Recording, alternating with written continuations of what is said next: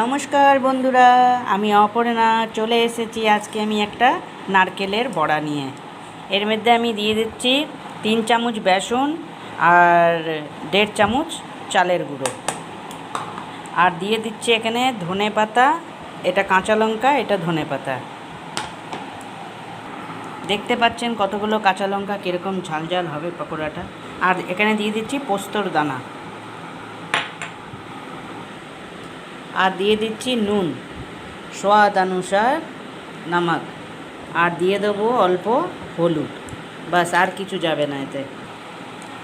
এটাকে আমি খুব ভালো করে মেখে নিলাম। এখন এটা বড়ার মতন করে এরকম করে ছোট ছোট করে, এবার আপনি যেরকম সাইজে বানাবেন সেরকম বানিয়ে নেবেন। আচ্ছা, তেল একদম বেশি দেবেন না, অল্পই দেবেন, নাহলে পরে না ছেড়ে ছেড়ে যাবে। ডুবো তেলে ভাজতে গেলে ছেড়ে ছেড়ে যাবে, ওই জন্য অল্প অল্প তেল দিয়ে আগে সব নারকেলের বড়াগুলো আমি বানিয়ে নিয়েছি। আমার নারকেলের বড়া একদম রেডি খাবার জন্য। বড়াটাকে ধিমি আঁচেই ফ্রাই করবেন, তাহলে ভালো ফ্রাই হবে, ঠিক আছে? এখন আমি বড়াগুলো উঠিয়ে নেব। আপনাদের যদি রেসিপিটা ভালো লেগে থাকে অবশ্যই একটা লাইক করবেন। নারকেলের বড়া খাবার জন্য একদম রেডি।